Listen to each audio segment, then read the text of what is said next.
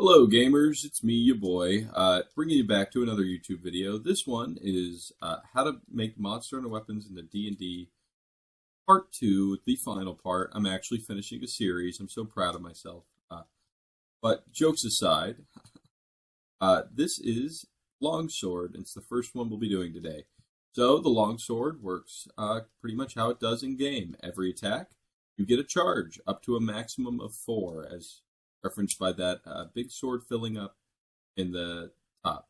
Now, you can expend any number of charges whenever you make a successful attack action. If you expend 4 charges this way, you get +1 to attack, +4 to, or +4. You get +1 to attack and +1 to damage for every charge you spend. If you spend all 4 charges on this, after the damage happens, assuming you hit, right?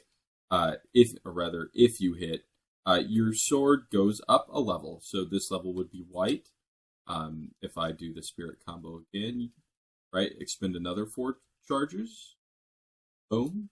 I go up to yellow. So each charge gives you a permanent +1 to attack and damage rolls. I say permanent, it lasts a minute because as you can see, the yellow bar up there is slowly draining, and you can have a maximum of +3 this way. So that's represented by this red charge, which I will get to once I complete this spirit slash. Other than that, it's pretty basic. The counter stuff is pretty complex and would require quite a bit of finagling in order to be able to get it to work in D&D, right? Like that counter, that other stuff. Just going to keep to the basic charge system as you normally do. A flat damage increase is pretty good, but this is like especially useful on a character that gets multiple attacks because then you can do cool stuff and get a bunch of damage. But yeah, pretty much the longsword. Let's move on to the next one. Alrighty, the next one is one of my personal favorites that I hardly ever use. It's the boomstick or the gun lance. So the way this weapon works, you have your normal attacks are 1d6, which isn't a whole lot, but you can expend a charge of your weapon in order to do an additional d4. You'd be like, what charge your weapon? I'm glad you asked. So each gun lance comes with a differing amount depending on the rarity. Common would have 3 charges, uncommon would have 4, and so on and so forth up the chain. And each charge time you attack, you can expend 1 charge to do an additional d4 fire damage. So your standard attacks would be 1d6 plus 1d4, assuming you spend a charge. Now, how do you get back these charges? I'm glad you asked. You can use your bonus action to do a quick reload and restore a charge to your weapon. Additionally, you can use your full action to do a full reload, which restores all charges. But you can't move during it, and, you know, it means you're in a pretty rough spot if you haven't been able to charge your weapon. Now, your special attack is the worm stake cannon. So whenever you make a successful weapon attack, you may make an additional attack. And if this attack hits at initiative count 0, the creature it hits takes 3d6 force damage. Now, this is to represent the explosions. Also, force is like the least resisted type. Now, after you use this ability, you can't use it again until you do a full reload. So once you've done it, you got to spend a whole action in order to get it back. But you start each combat with it ready. So this gun lance is more about like consistent damage, more consistent than 1d10 at the very least. And then like a big like, okay, we need this thing to die and none of our stuff is really hurting it. So take a worm stake cannon. But other than that, it's pretty simple. You get the benefits of a shield as you would normally do with the lance. But yeah, with a lot less movement capabilities, but a whole lot more boom. Which is really what we're all about here. All right, on to the next one. The hunting horn is a weapon I confess to not have a lot of experience with, but I do think I've come up with a way to make the songs work in D&D, for lack of a better term. So, once again, we're going with the charge system. Every attack, you get a charge, and then you can spend an action to make an attack and spend any amount of charges. Whenever you do so, depending on the amount of charges, it has a different effect. So, if you spend 1 charge, you get the basic self-improvement song. This would be on every single hunting horn you get. Basically, it'll just give you a +1 to attack rolls, and it will give you plus 10 movement speed. So you can move around faster, as you can see here, and you get to hit things a little bit harder or more consistently in the case of D&D. If you expend 2 charges, in the case of this hunting horn, you would get defense up to your whole team. So that would be 5 damage reduction to your whole team. For the remainder, I think 3 rounds is a pretty fair place for this. So for 3 rounds, you're going to get 5 damage reduction, which is awesome in D&D terms. It means you can now wade through an army of rats or like low damaging enemies like it's nothing. But you did have to commit resources and 2 turns, or at least 3 turns to it, so it's not busted. And if you spend 3 charges, you get attack up, which gives +2 to hit, or rather +2 to damage rolls, my bad, to your whole team for 3 rounds. So this is essentially just turning your action into a whole big buff for you and the rest of your team. Other than that, there's nothing really special about the hunting horn. You can mix it up. You can have a whole bunch of different, I guess, songs. You can come up with basically anything you want. Attack up large might do more damage. You might have even more things. You can, I guess, I don't know. You can come up with stuff. I trust you guys to be creative, but that's pretty much hunting horn. Now we're on to a weapon I have some actual experience with, the switch axe, otherwise known as the swag axe. So the swag axe's main thing is being both an axe, which I am demonstrating currently, and an elemental sword, which is charged with elemental energy. So once again, we're going back to the charge system. The swag axe starts out with 2 charges and can have a maximum of 5. Every attack in the axe form fills up your charge a little bit. Every attack in the sword form uses your charge a little bit. You can use a bonus action to switch between the forms. Axe form does 1d, let's just say 1d8 damage. And then sword form would do 1d8 plus at least 1d4 of the elemental damage of whatever the switch axe you're using. So you could have like an ice switch axe that does additional ice damage, or you can have a fire switch axe, or just a regular like power switch axe that would deal more damage. Now your special move is the element discharge. So you can expend any amount of charges while in sword form as part of a weapon attack in order to, oh, I messed it up there. Oops. In order to do a big explosion. So here, oh, I messed up. I gotta refill this bar real quick.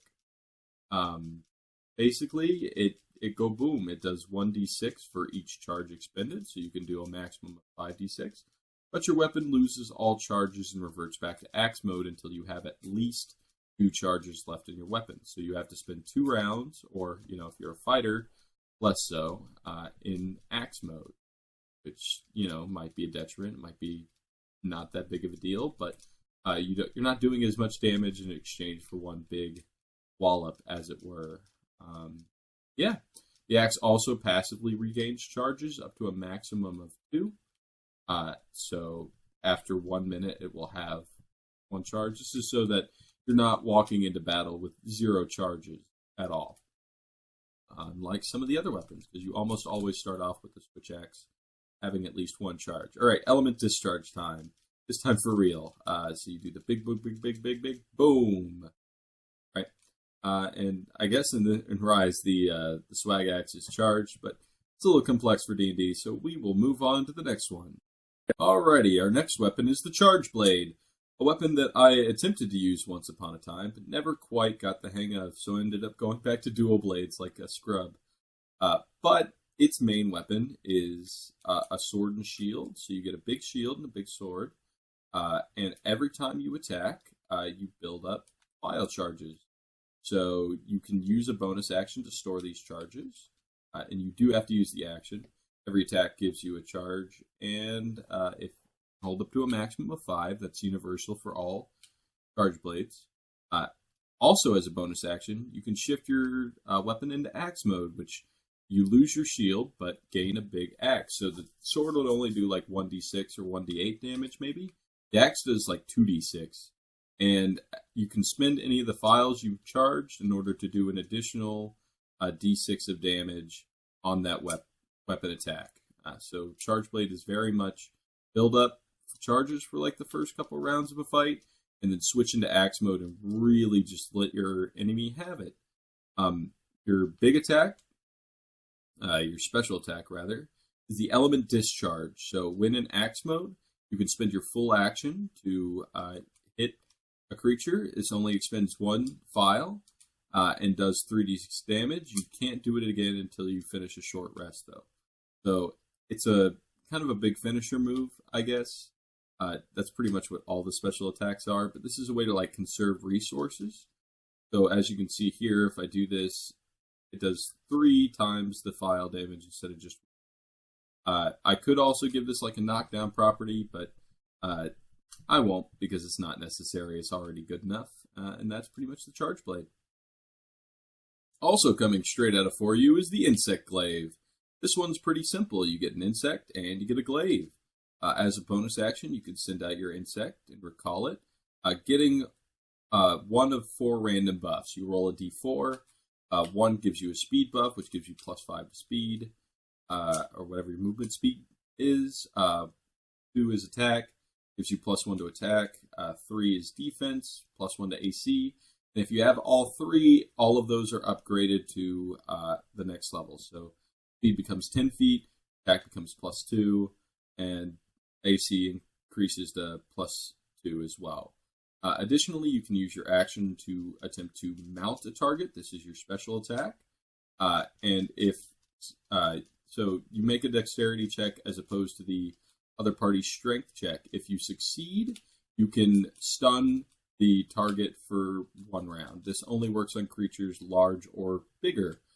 And it can't be used again until you finish a short rest. So this is like your big, like, okay, everybody, whack it down, and it's just a reference to mounting, which is one of my favorite mechanics in Monster Hunter. Other than that, the Glaive deals 1d8 damage and is pretty self-explanatory. Yeah, that's pretty much it for Glaive. Sorry, Glaive users, don't really have much else for you. Finally, one of my least used weapon types, it's the bow. The bow is pretty self-explanatory. In D&D, we already have bows, so we can use those damage bases. But its main mechanic will be a charge mechanic again. As a bonus action, you can charge your attack, or a full action to charge your attack. A bonus action charge adds an extra +1 to your damage. Pretty simple. You didn't commit much, so you don't get much. A full action charge gives you access to a bunch of special attacks like Monster Hunter Stories 2.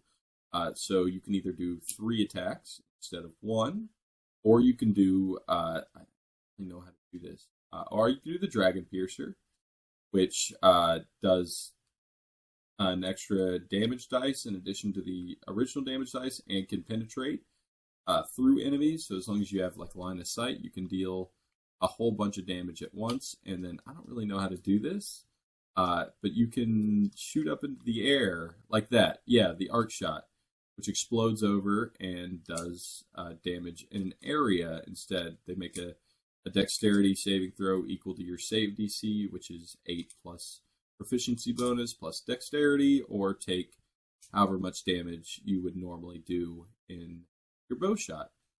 So pretty versatile, pretty easy to explain, but pretty powerful nonetheless. You can also do coatings, but those are like their own special thing, so they won't be included in that. But that pretty much wraps up this video. Hope you guys like this. I can make more Monster Hunter content in the future. I absolutely love this game. So, yeah. Thanks for watching. I'll see you in the next one. Bye.